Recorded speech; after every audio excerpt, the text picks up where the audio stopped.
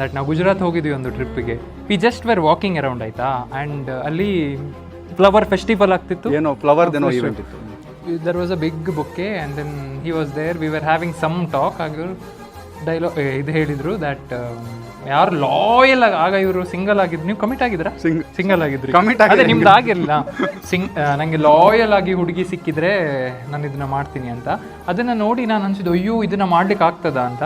So first of all as a brother, ನೀವೊಂದು ವಿಷಯ ಮಾಡ್ತೇನೆ ಅಂತ ಹೇಳಿದ್ದು ಚಿಕ್ಕ ವಿಷಯ ಅಲ್ಲ, ತುಂಬ ದೊಡ್ಡ ವಿಷಯ. ಅದನ್ನು ಮಾಡಿದ್ದೀರಾ, ಅದಕ್ಕೆ I am really really really proud of you bro. And it is not easy guys.